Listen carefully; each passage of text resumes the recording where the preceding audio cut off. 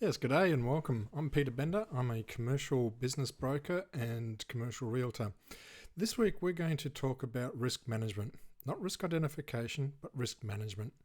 Do you realise that 93% of people who ring up for an inquiry on a property or a business aren't going to buy that property or business? And a large portion of those are because people have gotten over-concerned, over-worried about identifying risks.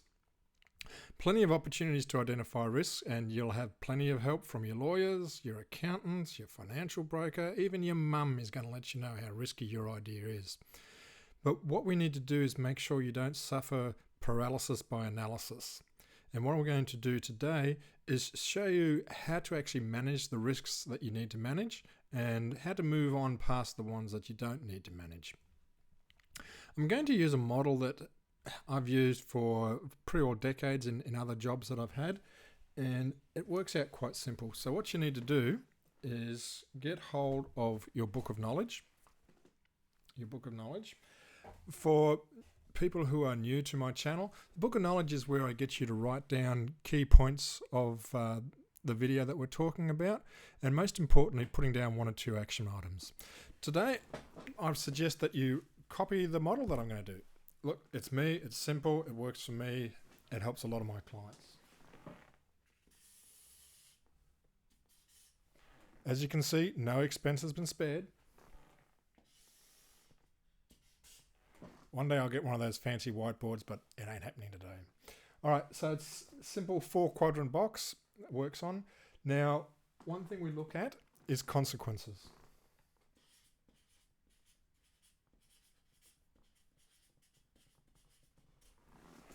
Yes, I know Microsoft developed keyboards for people like my handwriting, but bear with me, you can write out your own as you go.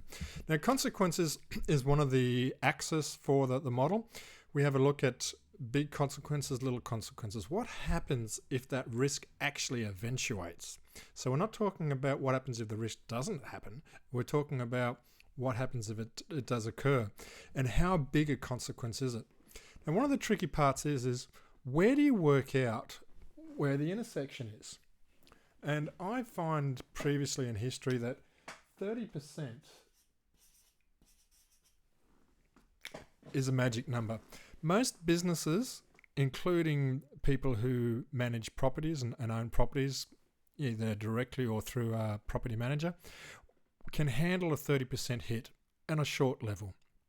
It may cause some cost cuttings, some reshuffling, aspects that you aren't going to be comfortable with, but generally if you get a 30% hit, you can usually handle it.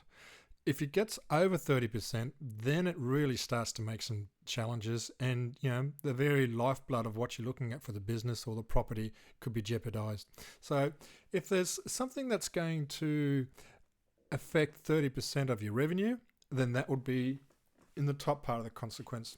If there's something that may only affect 5 or 10% of your revenue, then that's at the bottom part of the consequence. Now, the other side of the axis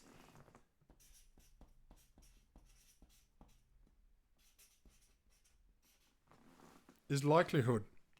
How likely is it actually going to happen? Now, when we look at how do we measure that one, I look in regards to a timeline. 6 months in commercial is a good one to look at an axis.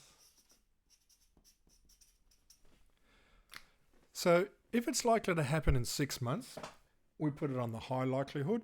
If it's likely to happen more than 6 months, a couple of years down the track, we put it down on the less likelihood bracket. So there is our 4 quadrants.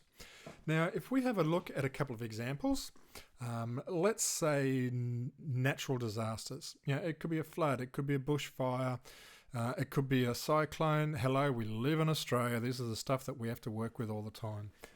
That would definitely be a high consequence. It could definitely hit you for more than 30% of your business, depending on what it is.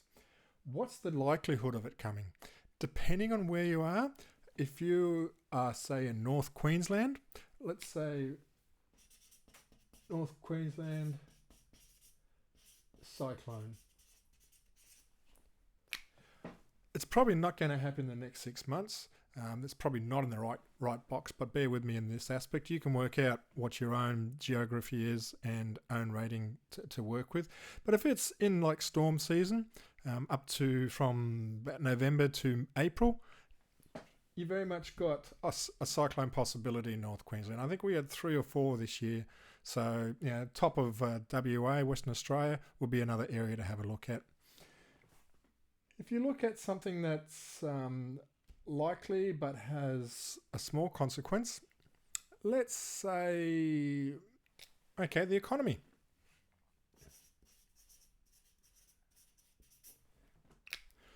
The economy is likely to be weaker at time.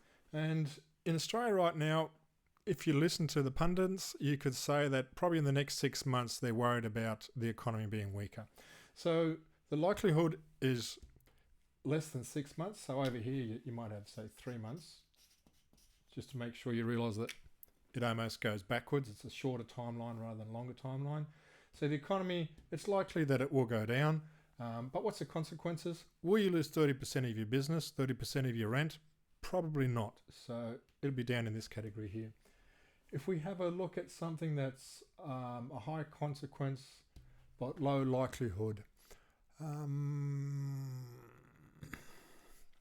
perhaps a terrorist attack.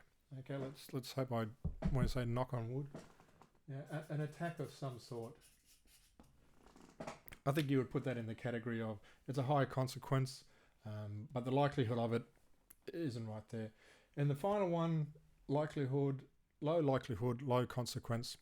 All right, low likelihood, low consequence. Yeah, I should have thought a bit more about this one, shouldn't I? I'll come up with something on that one. Low likelihood, low consequence. Let's say government legislation.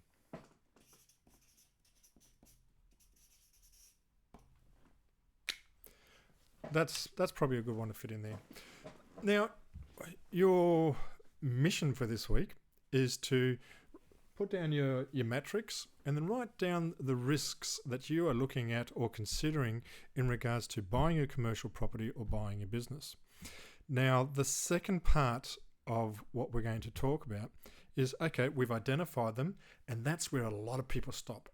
They look at this and they become naysayers. They just see a whole board full of consequences, likelihood, risks, danger, Will Smith, alert, warning.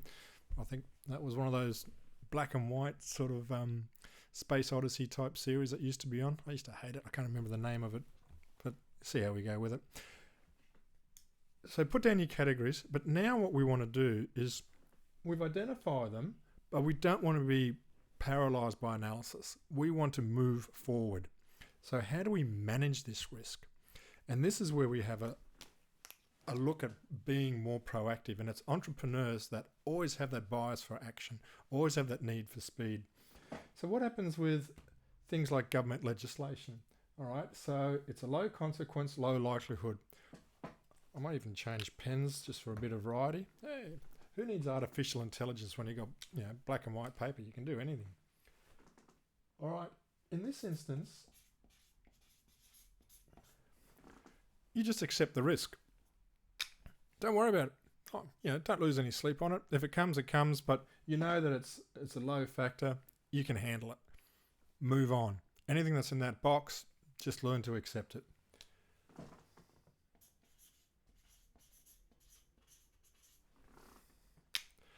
All right. What do you do for risks that you've identified, which have a high consequence but a low likelihood? You reduce the risk. So if we're looking at, rather than terrorist attack, let's say vandalism. Vandalism might be a good one for you to have a work on.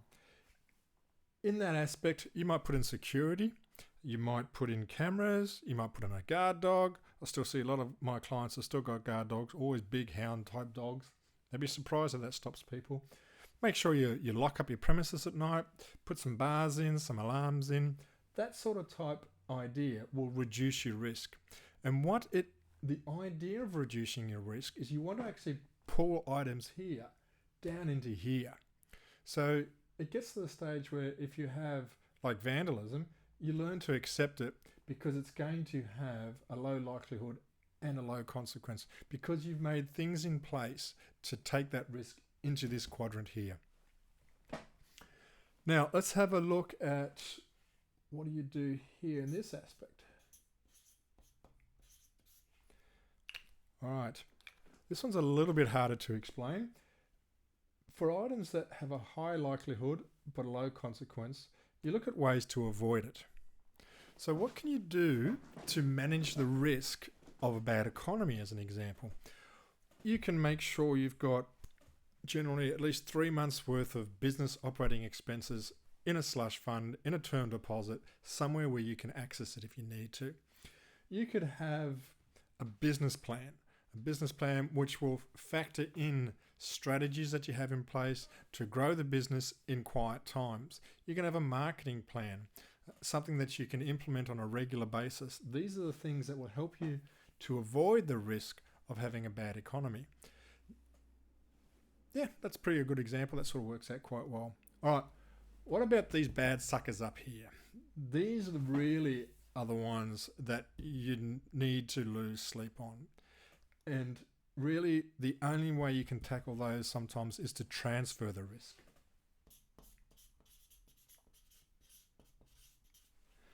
Now, the first obvious one on transferring the risk is insurance.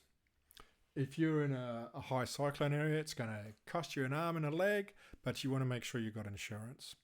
If you're looking at fire, you want to have a look at trying to make sure that you've got your water channels in place, your trees cut down, those sort of type aspects as well, but they're not going to totally transfer that risk. Other risks that you need to look at transferring, you can transfer, for argument's sake, if you're a building owner, you can transfer quite a few risks to your tenant.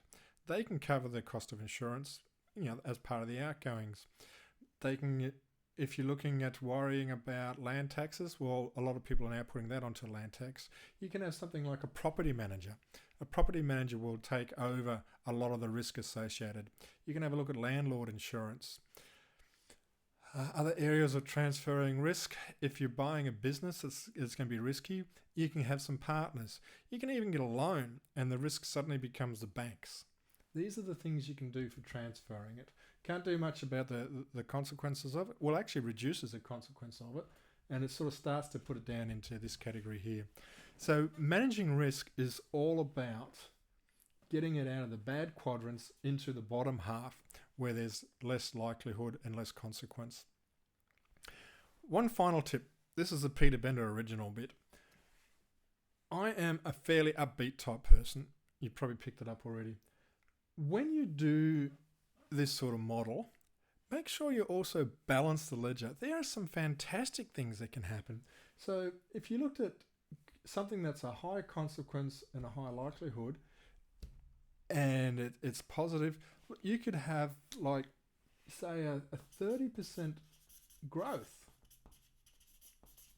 If your business is tracking well and you've got lots of plans in place and lots of marketing in place, lots of happy customers, you've been growing at a good rate for quite some time, put in the consequence of 30% growth. If you're looking down here, what's the likelihood with a low consequence, but something that's good? For argument's sake, staff retention.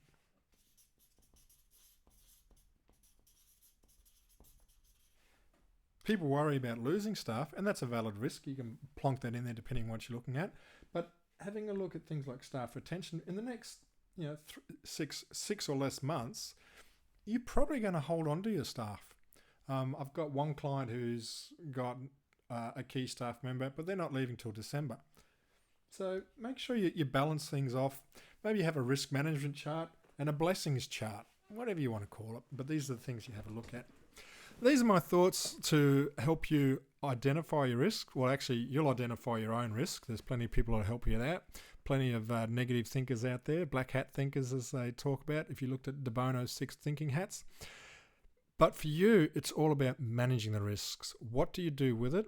Now you know how to classify it, and you have some strategies on what to do with it once it's classified. I hope that helps you a lot, and gets you out of that category of 93% of people not buying what they want to buy. If this gets you to the stage where you're the 7% that make it, good stuff. Drop a note if that's what you come out to be, because I'd love to have great feedback. Be sure to subscribe, and we'll have a look at catching up again next Tuesday. Take care and God bless.